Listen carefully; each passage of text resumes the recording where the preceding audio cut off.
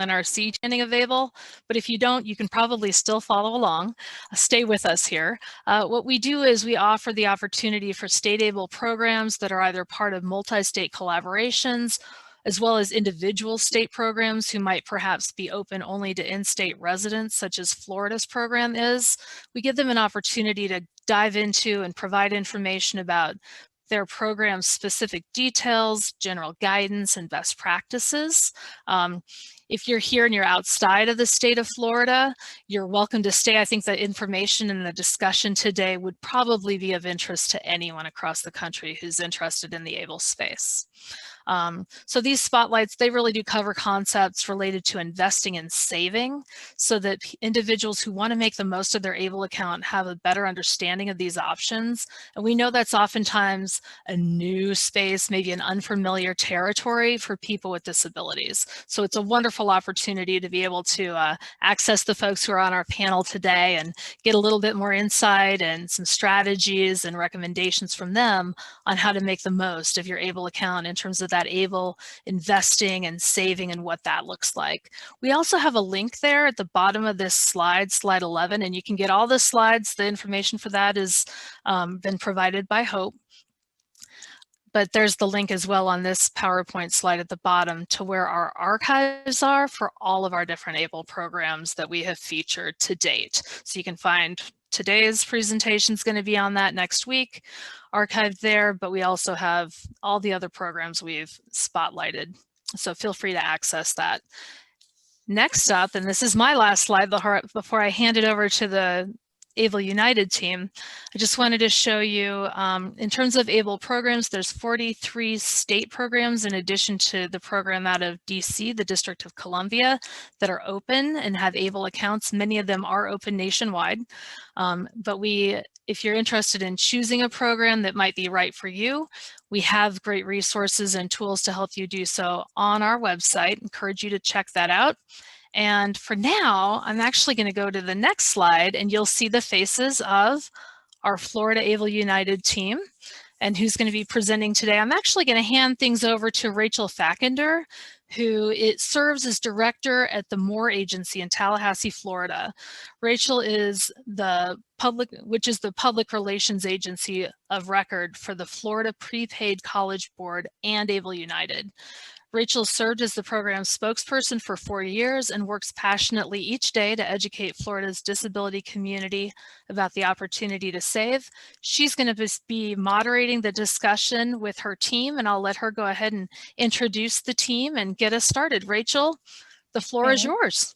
Thank you so much, Miranda. And thank you again to all of those in attendance, whether you are a parent, a caregiver, perhaps a service provider, advocacy organization, or individual with a disability. We are so pleased to have you here for a roundtable on financial education in ABLE United. So we wanted to bring you this discussion because as everyone knows, our relationship with money is so important as financial decisions impact our everyday lives. And really, the key to success is equipping yourself with the knowledge and skills needed to manage money effectively. So today we're going back to the basics and we're going to be covering topics like saving and investing, as well as opportunities for the disability community to plan for the future with third-party special needs trust and ABLE accounts. So I am joined by a team of advocates, of experts, and most importantly, parents of individuals with disabilities who are passionate about helping other individuals and their families build a foundation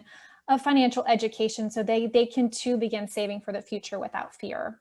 So our lineup includes John Finch, who serves as the director of ABLE United at the Florida Prepaid College Board in Tallahassee, Florida.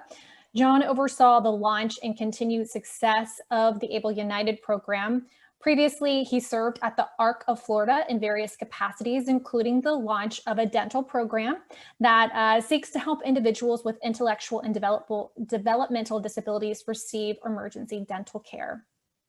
Next up in our lineup is Keith Seago, who serves as a financial consultant at Co-America Securities in Boca Raton, Florida. Co-America Securities provides a full range of investment products and services in the areas of retirement planning, investment management, insurance solutions for growth, preservation, and income strategies, as well as wealth management. Keith also serves as an Able United ambassador for us and an account administrator for his daughter. And then last but certainly not least, we also have Scott Mattson, who has been practicing as a certified public accountant for 20 years. Most of his career has been with the LBA Group, one of the largest local firms in Northeast Florida. Scott also serves as an Able United account administrator for his son and an advocate for the Down syndrome community in Jacksonville. Thank you all for being here today. Great, thank you, Rachel. Looking forward to it. Awesome. Well, next slide, please. Before we get started, we do want to make a quick note, a disclaimer that we do recommend that individuals carefully consider the investment objectives, risks, charges, and expenses before investing in the Able United program or any other Able program. And of course, today's webinar is for educational purposes only and is not intended as tax, legal, or investment advice. So let's go ahead and dive into our conversation. Next slide, please. So Keith, let's start simple. Let's start simple and let's talk about the concept of saving. Can you tell us a little bit about that? Yes, good morning or good afternoon, as the case may be, depending on where you're receiving this. Yeah, Rachel, I kind of like to start my conversations with clients in general. That as it relates to the concept of savings, begin with the end in mind, pay yourself first, and protect yourself from yourself. So that may sound a little odd, but in fact, sometimes if we don't have goals, if we don't have objectives, in other words, the end in mind, we may end up spending that money frivolously and not identifying or contributing to those goals. So establish goals, whether they're short-term, long-term, or intermediate. Pay yourself first, contribute to those goals, and then spend what's left over for the rest of that month or the rest of that year. And finally, again, like I said, protect yourself from yourself. So begin with a rainy day fund. It's a what-if fund. It's to pay for those unanticipated expenses or emergencies that come up that we weren't planning on. It's a medical copay, a deductible, a broken heater or air conditioner, a leaky roof, or reduced income from an illness or injury. So due to unemployment. We recommend 3 to 6 months of expenses, replacement expenses that can get us through that rainy day or that what if. Separate those monies from your other savings accounts so that it is sacred, so it is used for those true emergencies. Don't use it, don't rob Peter to pay Paul, another expression. So dedicate those funds for that emergency, for that unanticipated expense. Savings typically are 3 to 6 months, as I mentioned. And I think once you have that established, then you can look at more intermediate or longer term goals, which may have an opportunity to be placed in a better returning investment, which we'll talk about a little bit later. Awesome, thank you for that. So now that we have discussed the general concept of saving, let's move on to the investment piece. So Scott, can you talk very generally about investing and how it works? Of course, Rachel. Thanks so much, and really excited to be on this call today. Investing at its simplest form is buying ownership in something, hoping that it increases in value so you can sell it one day for a profit or for more than you paid for it. Investing for most of us involves buying a small portion of a company, say when you buy a mutual fund or invest in a share of stock in an organization. Overall, I'd recommend considering 1, the reputation of the organization you're investing with and the fees they charge. 2, your personal investment goals, mainly, do you need the money soon? That's a short-term strategy, or is the money needed in the future, and that would be a long-term strategy? Then I'd consider your risk tolerance. And lastly, a 4th point is that you should invest in things that you understand. And while not the only option out there, mutual funds provide us with a lot of choices. When you buy a mutual fund, you're buying a small piece of the stock of various companies. Mutual funds are a basket of various company stocks in various industries and are set up to give us opportunity to diversify or spread out our risk and the ability to focus on different company sizes, be it large, medium, or small. And these can range from well-established companies to startups, and even in different markets, some that are US company only in mutual funds, or some that include some international companies. And they usually have low fees.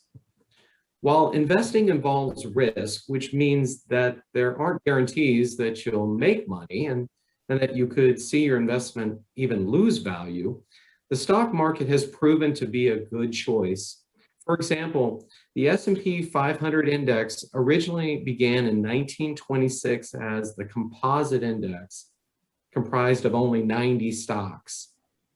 The S&P 500 is one of the major indices that investors use to assess the performance of the stock market and the overall economy. When you look at how the S&P has done, its average annual return since inception through 2018 is approximately 10 to 11% per year. And that far exceeds what you could earn in certificates of deposit. So that's an overall picture of investing. Awesome. Thank you for that. So let's move on to the next slide, because I want to kind of move on and discuss a little bit about the ways that the disability community can save. So John, I'm going to bring you in here. I want you to set the foundation and shed a little bit of light for our attendees who may be unfamiliar with ABLE accounts. How did they come to be? Awesome. Thank you, Rachel, for that lead in. And thank you, Miranda and other ABLE NRC staff for hosting Florida's ABLE program to discuss not only our ABLE program, but hopefully give you the information and tools that you need to make a decision on which ABLE program is best for you and your family. So just kind of give you a history of ABLE accounts in 2 minutes. It really started with parents and advocates, just like many of you on today's phone call. It was a decade ago when they sat around a dining room table and wondered and pondered why there wasn't a way for them to save for their child with some kind of unique ability as there was for them to save for their typical child, like in a college savings account. And so through hard work of advocates and various legislators, finally the ABLE Act passed, or better known as the Achieving a Better Life Experience Act, passed in 2014. And what this allowed was states to create tax advantage savings and investment plans specifically for the disability community. And so what it did was each state was allowed to pass their own set of state laws to set up their ABLE program, who was going to administer it in the state, and how that program was going to be run. Here in the state of Florida, we are under the Florida Prepaid College Board, which is administratively housed under the State Board of Administration. Florida is unique in that we don't have a Treasury office. Many of the other ABLE programs that you'll see across the country do reside in their Treasury office, which is unique. But here in Florida, we're under the Florida Prepaid College Board, who's had a 30-year history of helping families and individuals save for higher educational expenses, and to date has served over 1 million families in achieving that goal. So it's pretty awesome to see that. But what is an ABLE account? It is a tax advantage savings and investment account specifically designed for individuals with more severe types of disabilities. And so there's 3 requirements for Florida's ABLE program, but 2 are federally mandated that all ABLE programs have to follow. First is that the onset of the disability had to occur or be diagnosed prior to age 26. So for example, let's say you're 55 years old and you were diagnosed with Down syndrome when you were a child, when you were first born. You would still be eligible for an ABLE account because the diagnosis occurred when you were a child, regardless of the age you are now. So that's an important thing to know when you think of the age of onset. Doesn't matter the age now, just when that disability occurred. The next is that the disability has to be severe. And so what that means is either you are currently receiving or could be eligible for supplemental security income or Social Security disability insurance through the Social Security Administration. If you are not receiving either of those government benefits, you may self-certify that you meet that severity, but regardless of having that government benefit. And so the great thing is that these are administered by the Treasury. The IRS oversees ABLE accounts. And so they provided a very long list of the types of categorizations that would be eligible for an ABLE account. And that includes some types of disabilities that occurred at birth. Think of cerebral palsy, Down syndrome, other types of severe developmental types of disabilities. Also mental health impairments or diagnosis, cystic fibrosis, those with visual impairments or deafness. Those would all be eligible types of severe disabilities. And so usually I tell people most all the ABLE programs have some type of eligibility tool. I think the ABLE NRC, if I'm not mistaken, has an eligibility tool. And so there's lots of ways you can go about to see if you're eligible.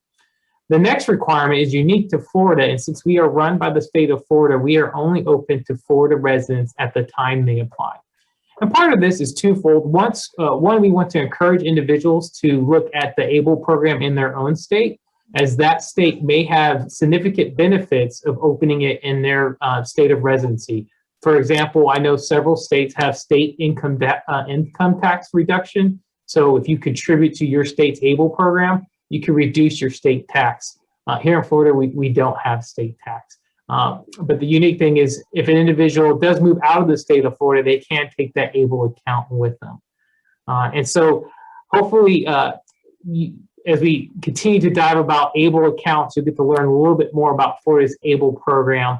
The one thing I did not mention is the purpose, right? It's great to save and invest, but what happens when you want to use the money? And we'll talk about that. But the great thing is you can use this money for a variety of qualified disability expenses and do so tax-free. So it's a pretty cool benefit and a great way to save for tomorrow's expenses. Great. Thank you, John. We're going to move on to the next slide. So we're going to give this question over to Keith, but some of you on today's call may have heard of a special needs trust, or perhaps you have one. So we want to cover really high level the biggest differences between ABLE accounts and special needs trust. Keith? Thank you again, Rachel. So as the slide suggests, these are not an either or. ABLE trust and special needs trust can work with each other, and they each have different purposes. First and foremost, they both allow the accumulation of assets for the benefit of the person with disabilities without jeopardizing their state and federal benefits that have been talked about earlier. Super important because these accounts can both be utilized for the benefit and the improvement of the lives of our persons with disabilities. The special needs trust is something drawn up by an attorney. So it can be more complex, it can be more expensive. An ABLE trust really can be opened for free with minimal funding. The ABLE account has some limitations. You can only put away, except for perhaps ABLE with work, which we won't go into right now, up to $15,000 a year and accumulate up to $100,000 in the ABLE account. The special needs trust essentially has no limitations about how much can be placed into that trust entity, and therefore inheritances and life insurance proceeds could be used to fund it, again, without limitation. The special needs trust has a few more moving parts and requires the appointment of a trustee to oversee that special needs trust for the benefit of the disabled person. That person needs to have certain requirements and capabilities and experience as it relates to managing trust. And typically a trust will have a tax return, a separate tax return associated with it. The special needs trust could be actually used as a funding source for the ABLE account. So that's an example of how they both can work together. The special needs trust doesn't have a requirement that the disability occur under or before age 26 like the ABLE account does.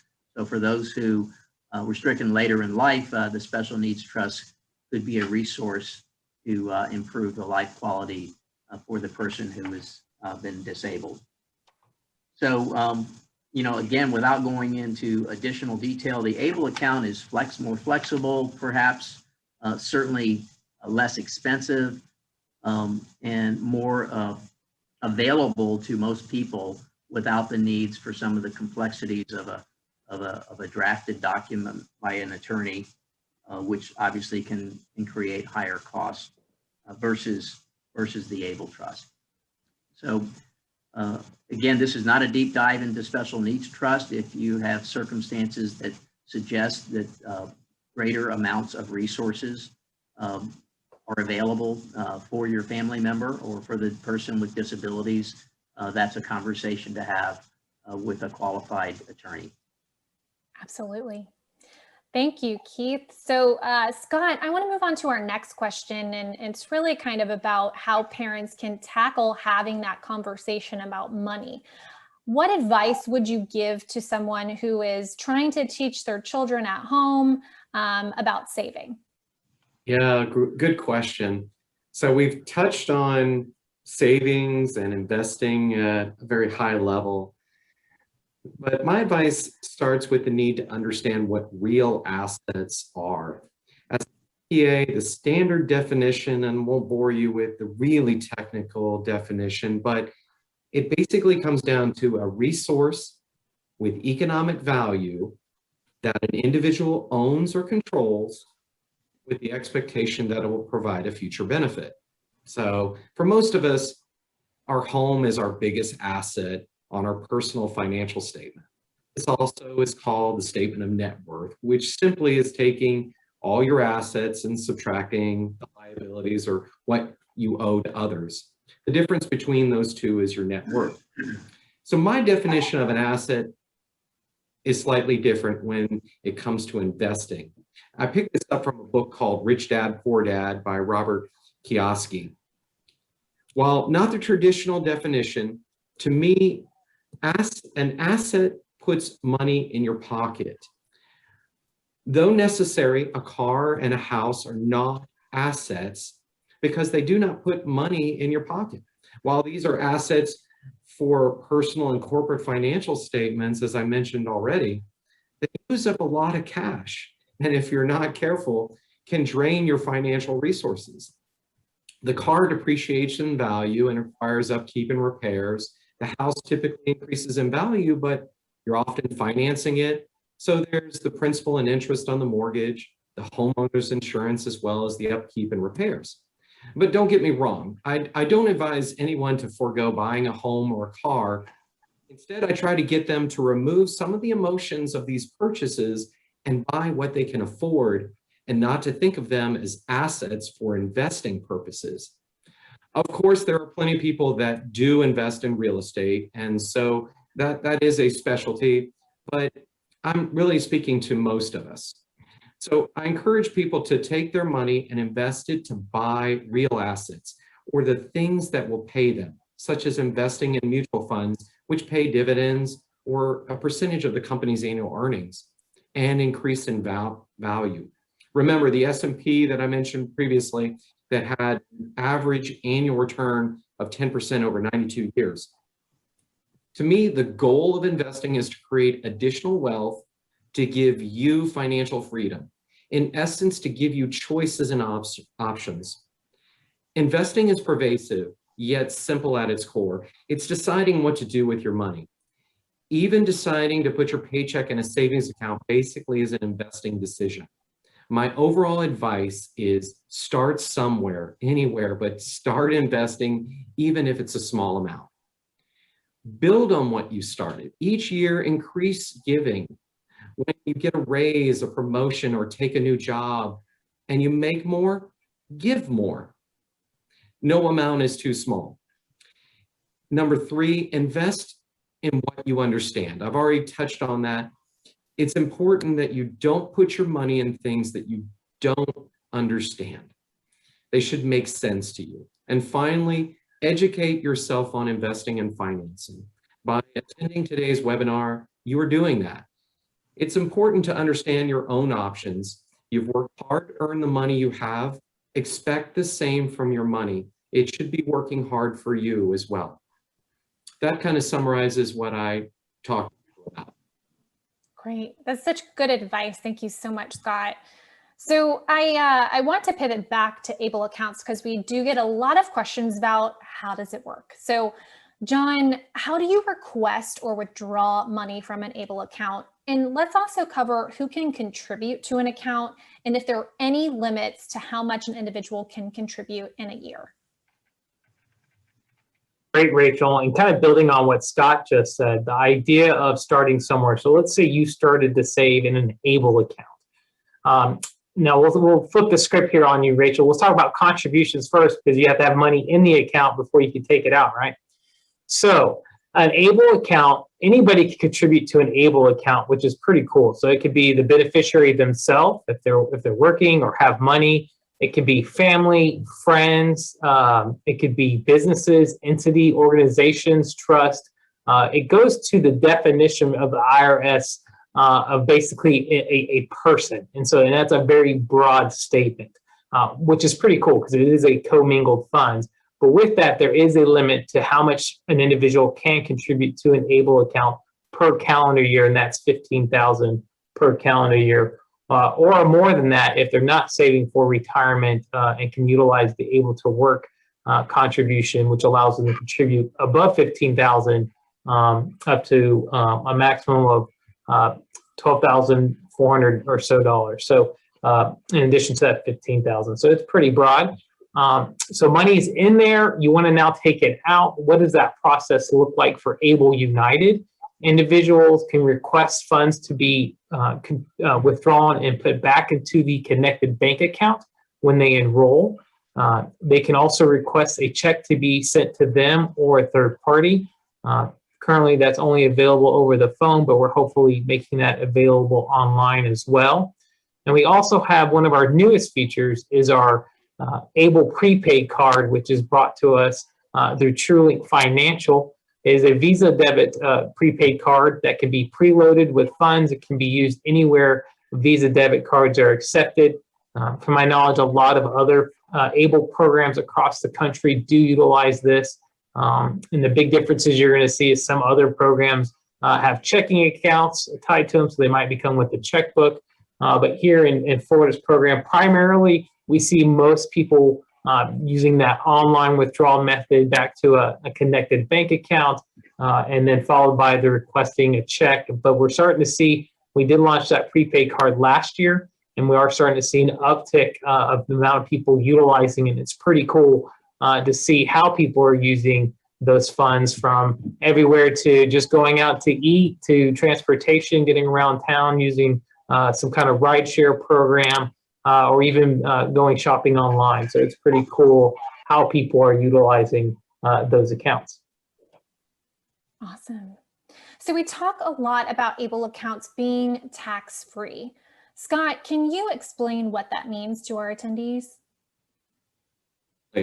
This is one of the strongest arguments for starting an ABLE account. To be able to create a benefit for your child or family member that won't be subject to income tax. Distributions are tax-free if used for qualified disability expenses.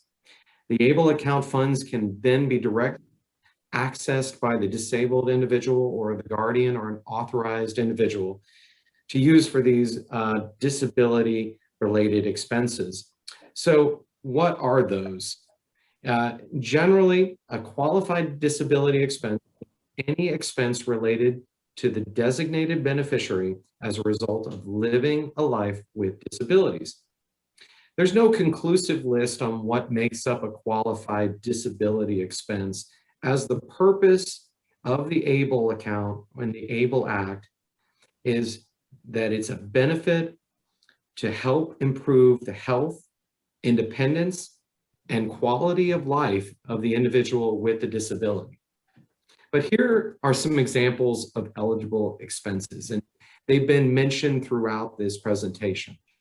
Housing expenses, which can be mortgage payments, real property taxes, rent, furniture, etc.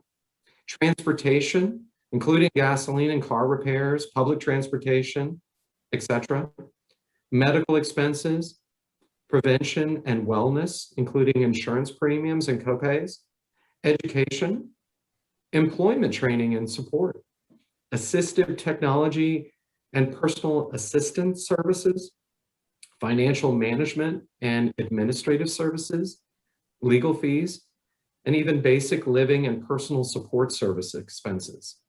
So that's kind of the tax implications and answer for you, Rachel. Awesome. Thank you. So next slide, please. We're going to move on to the Able United investment options. And Keith, I'd love for you to walk us through this one. So can you give us a little bit of an overview of the pre-designed options as well as the individual fund options that we offer? Certainly. So I kind of liken the Able United array of investment and deposit choices as a Swiss Army knife. Has many purposes and has many uses, many tools. The Able United, as I alluded to in my opening comments, is able to be a place for short-term, the emergency fund we talked about before, or intermediate. Someone wants to plan on buying a new car, perhaps, or an improvement in their home. And then longer term, maybe it's the purchase of a home, maybe it's creating a better retirement. So the funds or investment choices offered in Able United, as the screen indicates, can fit all of those particular expectations or objectives. If we're saving money for something that we're going to need later on this year, then we may just want to limit those funds to the FDIC account. But alternatively, or in addition to, we might have longer term aspirations of buying that car in 4 or 5 years. So we might be able to risk some of those additional proceeds into one of the investment options, such as the conservative or moderate or growth portfolios. Scott mentioned earlier in his comments about the need to assess your risk tolerance.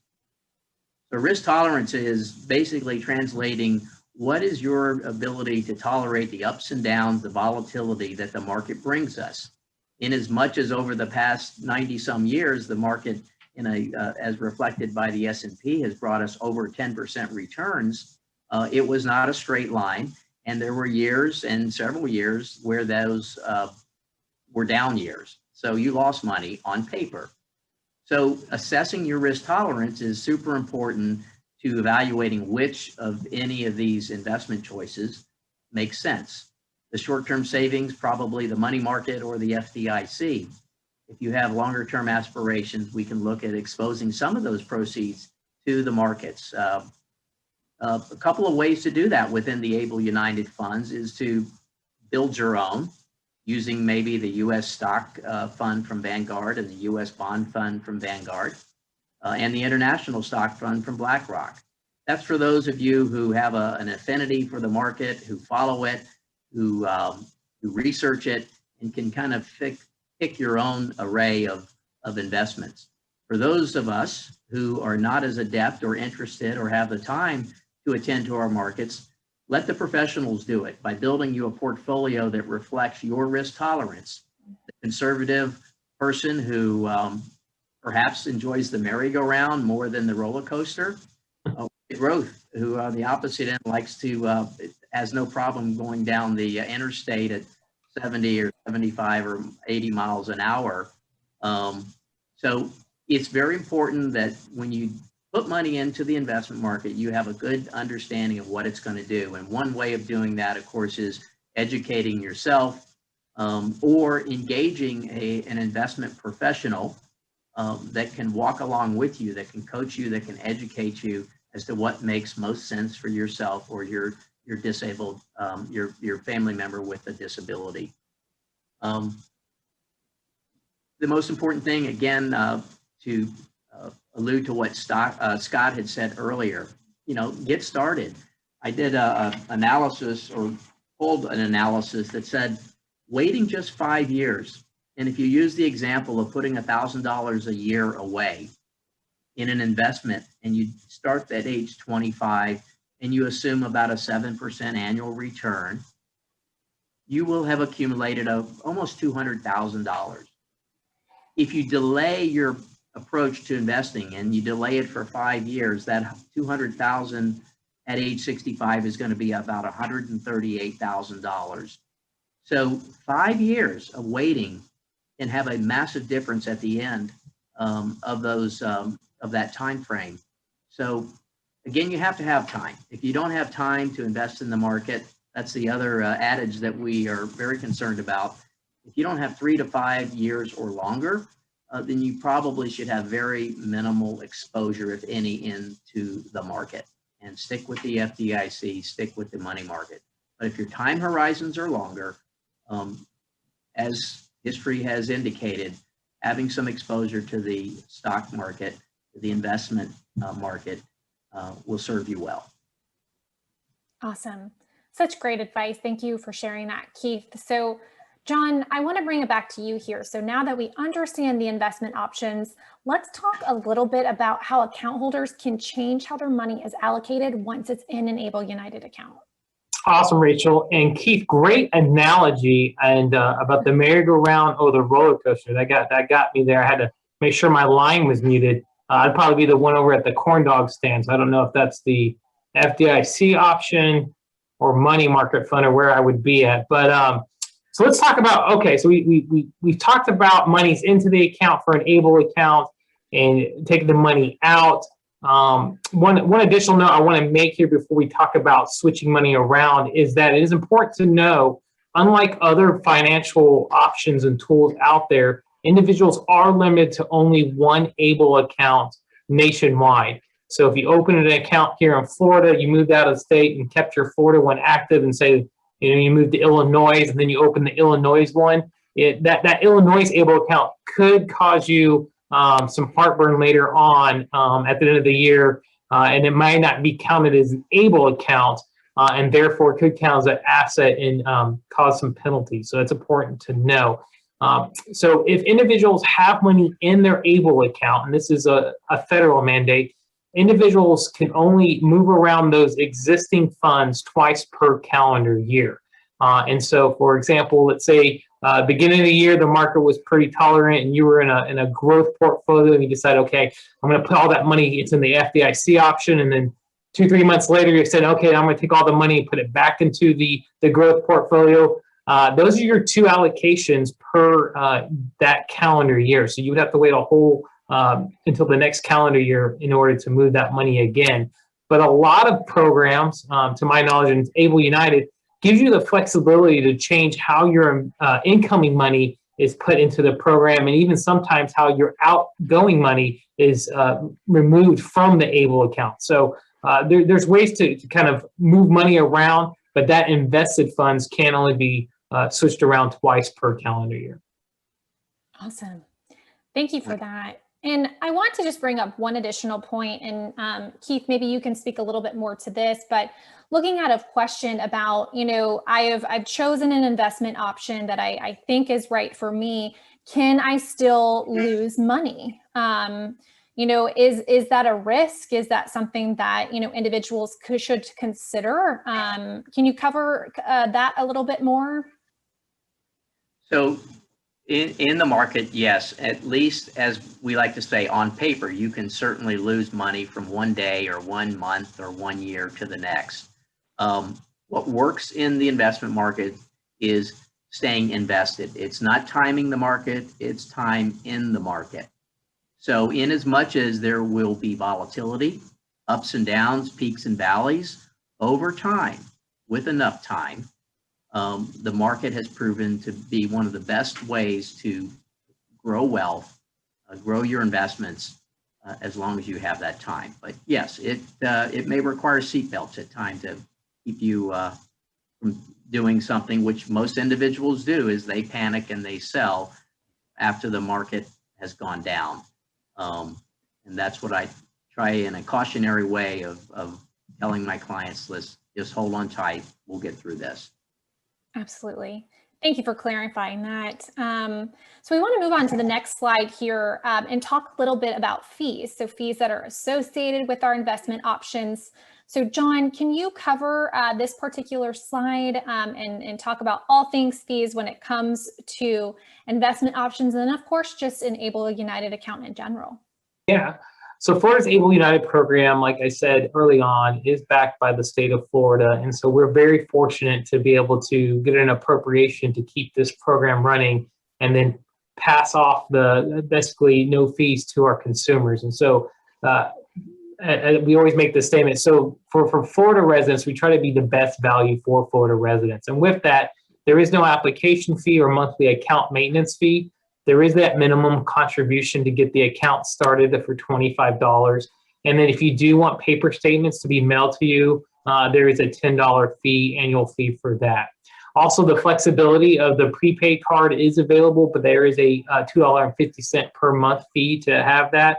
And then the last one, which can be a little confusing, is the investment administration fees.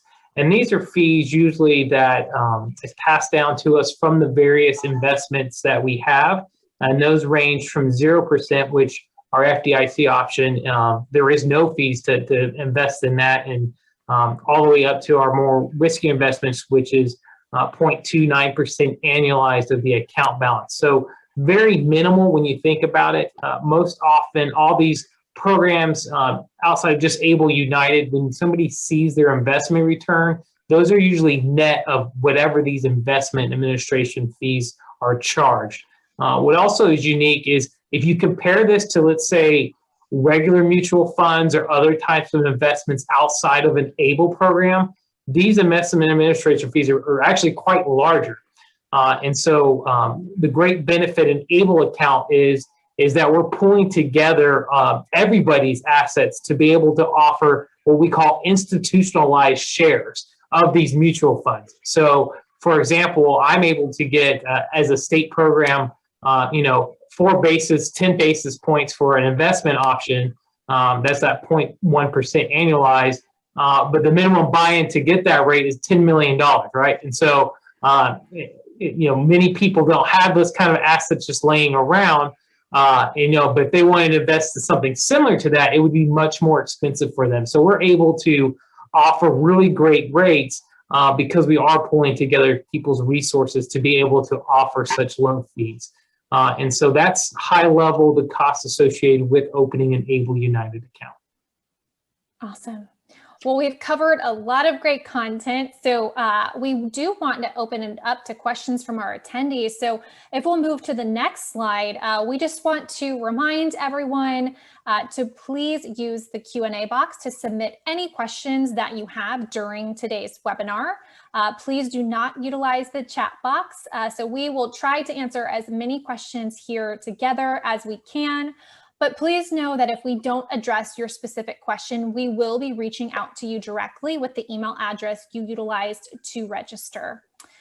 So please note that you can also explore the Able National Resource website for answers to all of your questions and for additional information within their archive webinars, resources, and newsletters. And again, that URL is ablenrc.org. So let's move into a couple of questions that we got ahead of the webinar. And thank you to those that submitted your questions. So first one, Scott, I'm going to have you cover this one. Is electronic banking safe? Yeah, thanks for the question and a very good question. But let's remember that this is not online banking that we're talking about, but online investing, even though you have the ability to use those funds for those qualified disability expenses. But both are safe if you follow some basic steps to protect your information. So the security that's in place with Able United through Someday Plan Management for the Florida Able Plan, it requires passwords, and they have to be changed at regular intervals. And the website itself has a multi-factor authentication, which is done through either email, text, or phone call. And there are some additional steps that you should follow that, again, are incorporated into the Florida's ABLE plan, but you should always type in the bank or the, in this case, the ABLE United website into your browser, and don't use a link that you were emailed or received via text. Number two, you should make sure that the website is using the HTTPS web address before logging in. And in this case, for the someday plan management with the Florida ABLE plan, it has the little shield or lock symbol in the top bar. You should, again, change your password on a regular basis and use that multi-factor authentication to access your information. And you should set alerts for text messages. So when activity is happening, you should use that functionality within whatever investment vehicle or banking feature so that you get notified if there's certain activity in your account. And always use a unique password. Don't use the same password that you use for your online investing for anything else. So everything should be unique and really make it difficult for your information to be compromised. Those are some kind of basics that I would recommend. Great, thank you for that. So moving on to our next question, how do I go about finding a financial advisor? Keith, I'm going to let you take this one. Okay, well, you're entering into treacherous territory because there's a lot of quote unquote financial advisors out there that are more than happy to take your money and invest it according to what perhaps might be in their best interest. I hate to say it, but I think every industry probably has some bad apples. A couple things that you can do to insulate or safeguard or minimize those possible encounters is to go through one of the reputable financial planner organizations. One that I happen to be a member of is the Certified Financial Planners, which is a designation that requires that person to take a lot of extra education and courses as he commits or she commits to their industry and their profession. You can go to CFP, that's Charlie Foxtrot Papa.net, and there is Find a Financial Planner. Those folks have been represented by their organization as having a dedication and an ethical obligation to do what's in the best interest of their customers. The other thing you can do is go to brokercheck.finra.org. That's brokercheck.finra. If you just type in your search box, brokercheck, it probably will pull that link up. And you can actually put in the name of that advisor who you are considering using, and it will tell you if they have any disciplinary history that you should be aware of. So a couple of resources there to help you identify a partner or a coach or an advocate to help you make some of these investing decisions. Excellent advice. Thank you, Keith. So the next two questions are specific to ABLE accounts. So John, I'm going to let you take the next two. So first question, which is a very important question, is there a Medicaid payback after the death of a beneficiary? That is a good question. So when ABLE law passed and the regulations came out, it did state that upon the death of a beneficiary who had an ABLE account, after all outstanding qualified disability expenses are paid, that state's Medicaid program may file a claim on the ABLE account for any Medicaid services rendered since the establishment of the ABLE account. What was unique is some states, including Florida, has passed state law that further clarified that, stating that any leftover funds would actually go to the beneficiary's estate, and then from there may be subject to Medicaid estate recovery clause, which is a little bit different. But regardless, it is important to know that Medicaid recovery does exist outside of just ABLE accounts. So those individuals 55 or older who do not have a surviving spouse or any children with disabilities that they're caring for could be subject to Medicaid estate recovery, regardless if they have an ABLE account or not. So that's important to know what Medicaid recovery is and to check with your local state to see what if there's any state laws that may prohibit that state Medicaid office from filing a claim on an ABLE account. Awesome. Another really good question. Can I roll over a 529 college savings plan into my ABLE United account?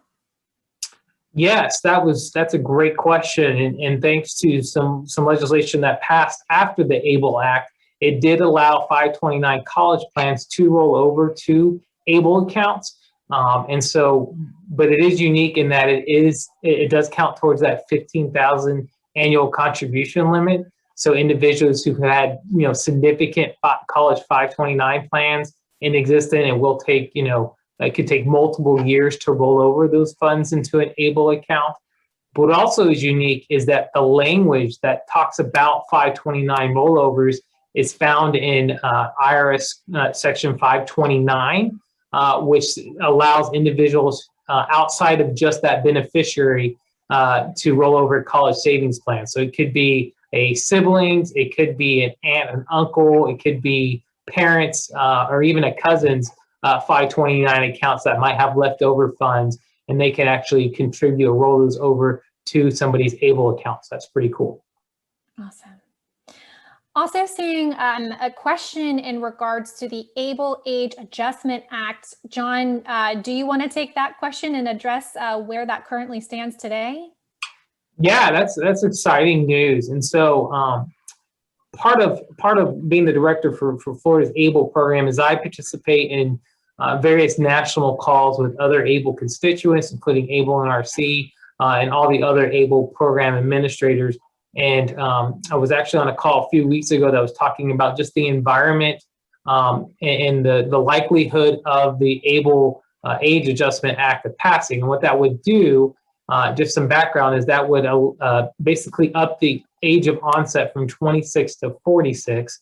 And overall, it seems very positive, a positive environment. It's just a matter of finding the right moving vehicle that this type of language could be tied to, because it is a tax. It would require a tax bill to kind of move its way through. But overall, I think the chairman on the House side is a sponsor of the bill, so that's always very positive. So I think it's just a matter of getting it heard and then having a bill to attach it to add that. So I'm hopeful, but that would open it up to several million more individuals across the country to be eligible to have an ABLE account, which I think will be huge.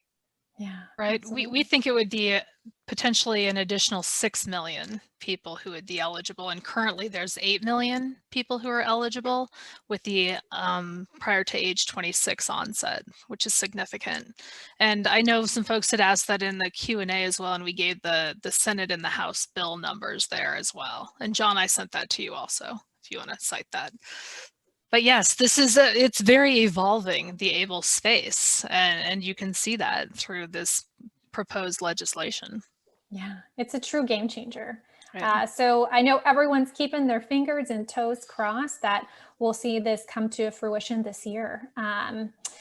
But looks like we've covered a lot of our big hitting questions. And again, if you do have questions, please do feel free to submit them and we will follow up accordingly if we don't have time to get back to you. But I do want to open up the floor to our panelists for some last words. So Scott, what is the #1 piece of advice you find yourself giving for individuals planning for the future?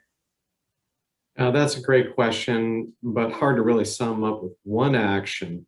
But like with Keith, I think that it comes down to acting now, right now, today. Due to the benefits of compounded interest on investment options offered by ABLE United and other ABLE programs to invest and have tax-free earnings, you'll see a better result if you invest today instead of waiting until tomorrow. I started small and built on it over the years. The ABLE account is one piece of our investment plan for our son, and a very important one. We hope our son has a long life and that he will outlive us. He may get a job one day, but we're unsure if he'll be able to live independently and earn enough to save for his current and future needs. And like you, we care deeply for our children and we want them to be taken care of, especially when they can't take care of themselves. When you look at the statistics for most Americans, most of who can work, you're left thinking that many are not planning for the future. And you consider more than 60% of Americans don't have enough in savings to cover even a $1,000 emergency. And this shocking statistic makes what has happened with COVID even more stark.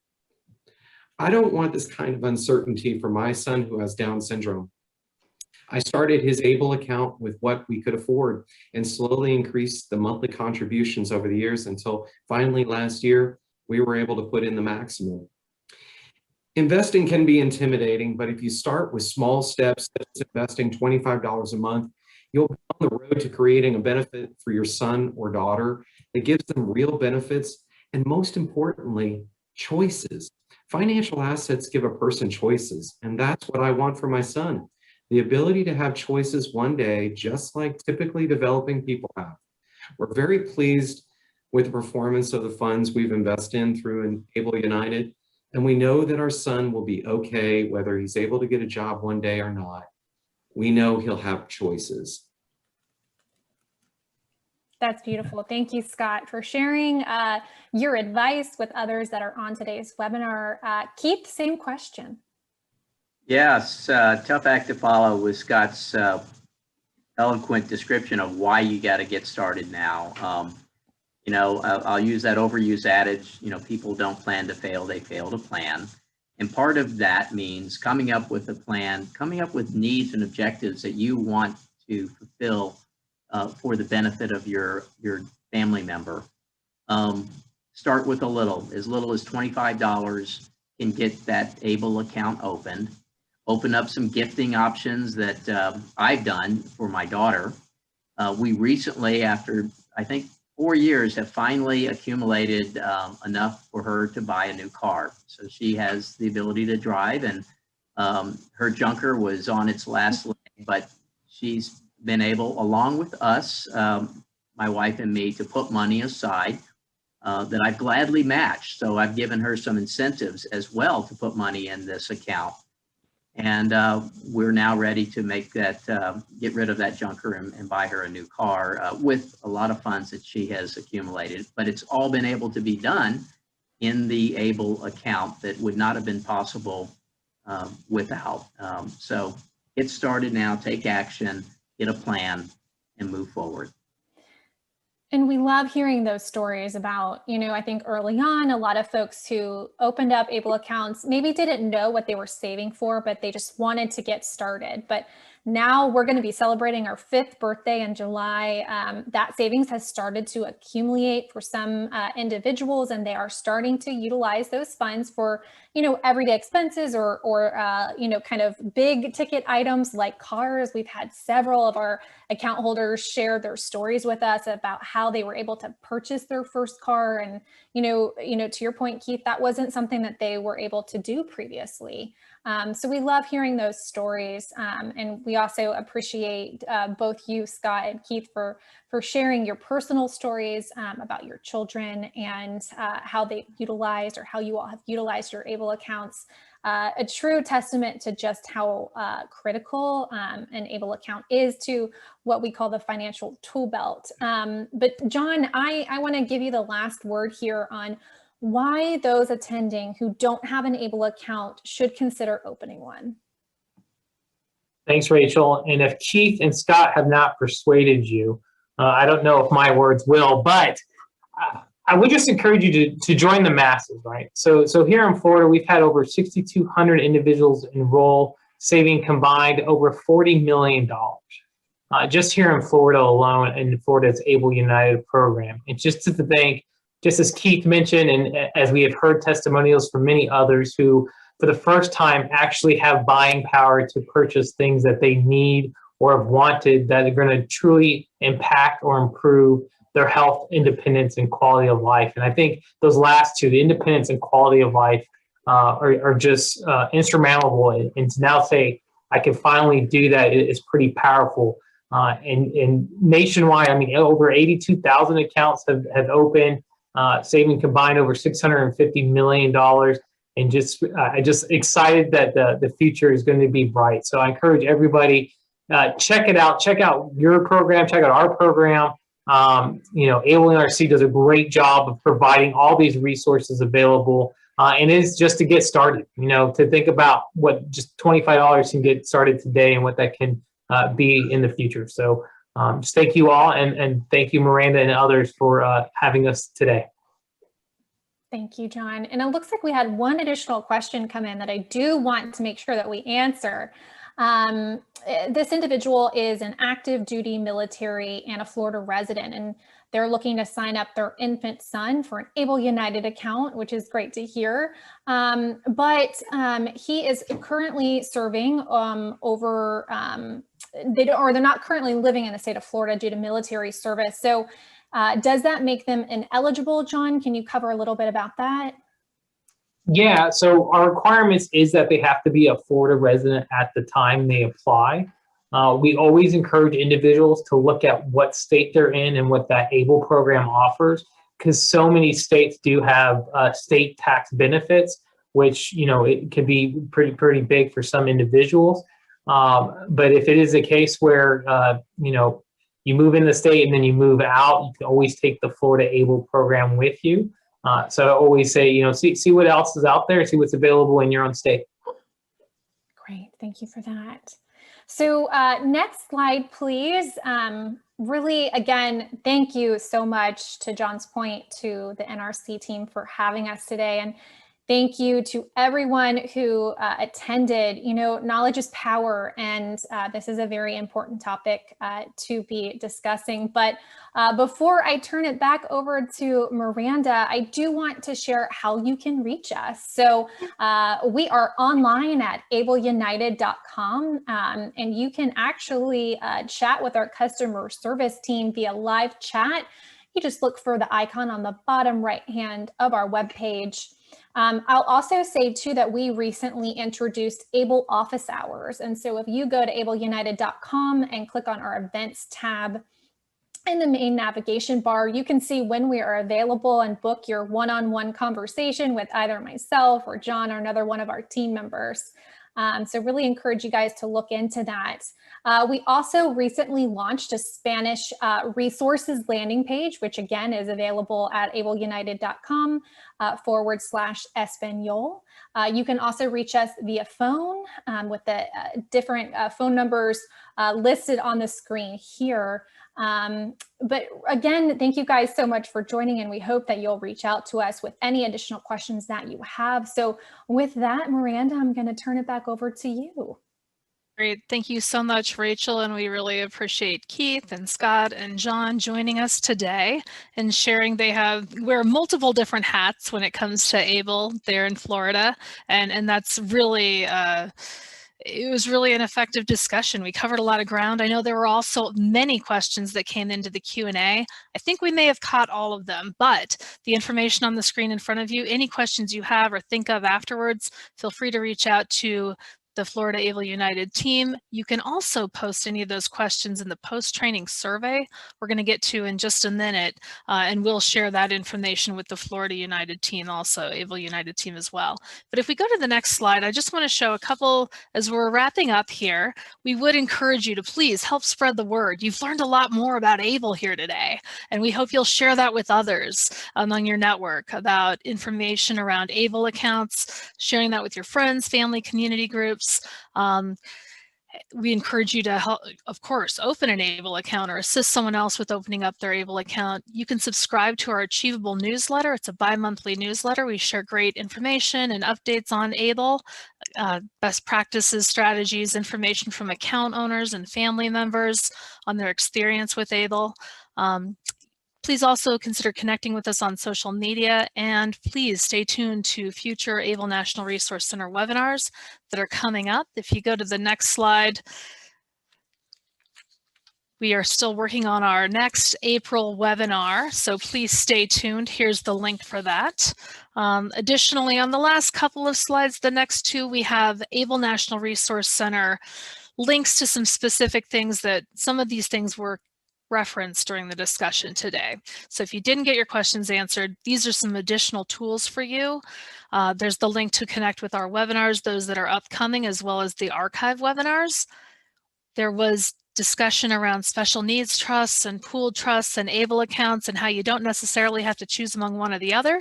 We've got a comprehensive tool that the ABLE National Resource Center has done in partnership with the Special Needs Alliance. We're not selling anything, we're just trying to educate across these special needs trusts, ABLE accounts, pooled trusts, that information. Do check out that chart. It can be very helpful. We also have a link to help you compare different ABLE plans. Shop the market, check it out. We have great resources around that. We have a service provider toolkit as well as an employer toolkit. These tools are fairly new, so check those out. They contain very easy to use materials and information for service providers who are supporting people with disabilities who might be ABLE eligible, as well as employers to share with their employees and employees who have family members who have a disability. There's also our FAQ site as well. And if you go to the next slide, there's a series of resources on the IRS regulations, as well as something that was referenced earlier today, disability certification. If you're not currently receiving Social Security benefits, but wonder if you might be eligible for an ABLE account, if you meet the criteria of the age onset, check out that disability certification. That can be shared with your medical provider and potentially qualify you for an ABLE account, as well as links to guidance from different federal agencies. Finally, because we are living in the time of COVID, I have a resource. This is the last resource slide I have for you. If we go to slide 28, and this would be COVID-19 online resources for people with disabilities and who have chronic health conditions as well. And there's great updates related to what are some strategies, resources for those who are impacted by COVID-19 in the disability community.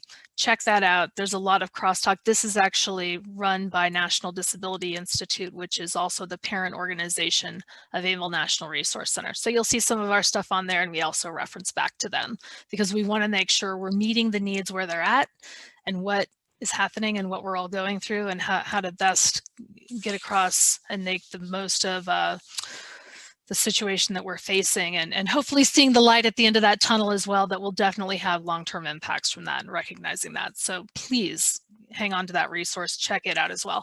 And finally, as we're wrapping up, thank you all for the great questions that came in, for the discussion, for the panel today. We appreciate your being here and look forward to all of you joining us on future webinars with the ABLE National Resource Center and your follow-up with the Florida ABLE United program. Please take just a moment to fill out that post-training survey, as well as giving us any comments. We really do appreciate the feedback. We share it with our presenters and panelists, and we hear you and try to modify and continue to being responsive to your needs out there. With that, thank you so much, everyone. Hope you have a great rest of your Thursday. Bye.